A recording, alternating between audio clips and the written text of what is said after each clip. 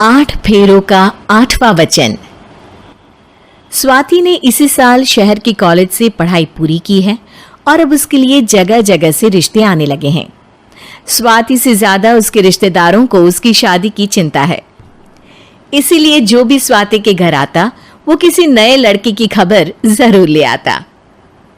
अरे दीदी, ये फोटो देख के बताओ कैसा है। राहुल नाम है लड़के का, मेरी सहेली की बहन का बेटा है। अपनी स्वाति के साथ एकदम प्यारी जोड़ी लगेगी इसकी। जरा दिखाना, फोटो तो बढ़िया लग रहा है। कोई गलत आदत वादत तो नहीं है ना इसे? और कमाता कितना है? अरे कोई गलत आदत नहीं है दीदी, आप कहो तो एक मीटिंग करवा देती हूँ, फिर सब कुछ फाइनल कर लेना। हाँ, ये सही कह रही हो तुम। संडे को स्वाति के पापा भी घर पे ही रहेंगे। बुआ फिर वहां से चली जाती है और रात को स्वाति की माँ उससे कहती है, स्वाति बेटा, आज कमला बुआ ने एक लड़के की फोटो दिखाई है। संडे को वो लोग मिलने आ रहे हैं, तैयार हो ना तुम बेटा? अरे मम्मी, आप कहाँ कमला बुआ के चक्कर में आ जाती हो? अभी इतनी जल्दी कोई शादी वादी नहीं करनी है मुझे। अरे बेटा, अच्छा लड़का है, बुआ जानती है उसे अच्छे से। हाँ स्वाति बेटा, एक बार मिल तो लो, बाद में देखेंगे आगे क्या करना है। वैसे तो कमला रिश्ता लाई है तो मना करने का तो कोई सवाल ही नहीं उठता। संडे की सुबह होती है और कमला बुआ राहुल और उसके मम्मी पापा को लेकर स्वाति के घर आती है। अरे आइए आइए भाभी, इसे अपना ही घर समझिए, इनसे मिलिए। ये मेरे भैया और ये मेरी भाभी हैं।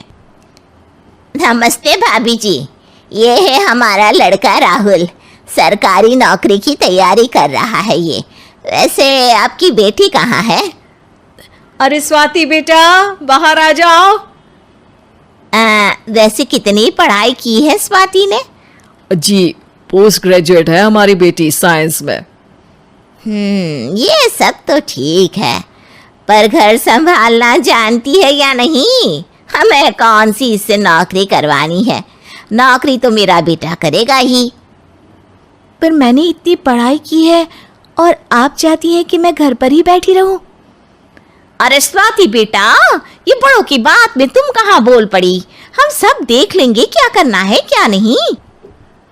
हम तो इसी बात पर विश्वास करते हैं कि घर के लड़कियां घर में ही रहे तो ज्यादा अच्छा रहता है। वरना भाई साहब, आप तो आजकल के हाल जानते ही हैं, कितनी घटनाएं होने लगी हैं औरतों के खिलाफ। स्वाति बेटा, रसोई का काम तो पूरा जानती हो ना? शादी के बाद तुम्हें ही संभालना है वो सब। अरे बहुत अच्छा खाना बनाती है ये, आप सब लोग इसकी तारीफ करते नहीं थकेंगे।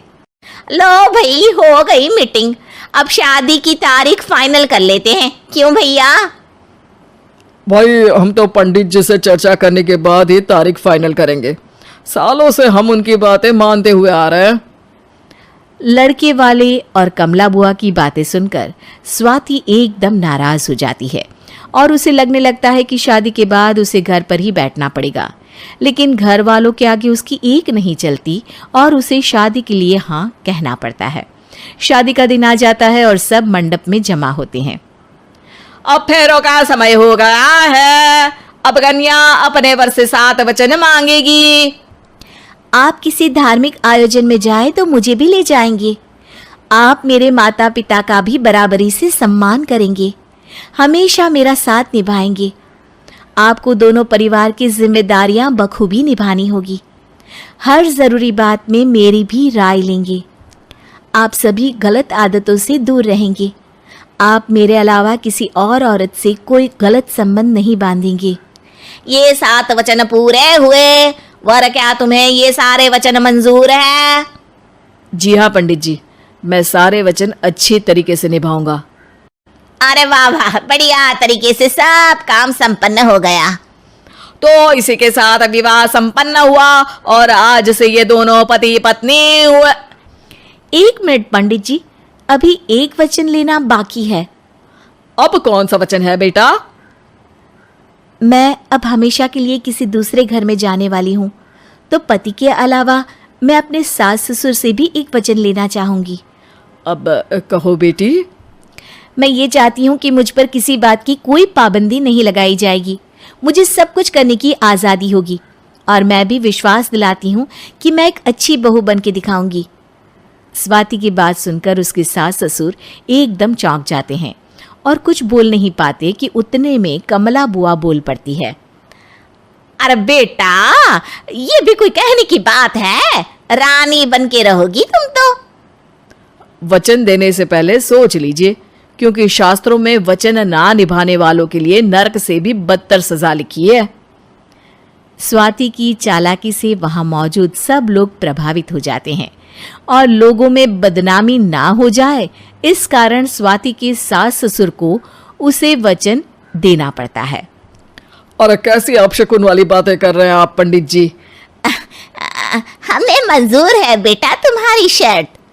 स्वाति अपनी समझदारी से अपनी बात अपने ससुराल वालों से मनवा लेती है और खुशी खुशी राहुल से शादी कर लेती है। अब से हर शादी में मैं खुद 8 वचन दिलवाऊंगा। ओम मंगलम मंगलम मंगलम। उम्मीद है कि आपको हमारी ये कहानी पसंद आई होगी। कृपया हमारे चैनल को सब्सक्राइब करें और सभी अपडेट्स के लिए बेल आइकन जरूर क्लिक करें। और हाँ, वीडियो लाइक और शेयर करना मत भूलिएगा। Bye bye.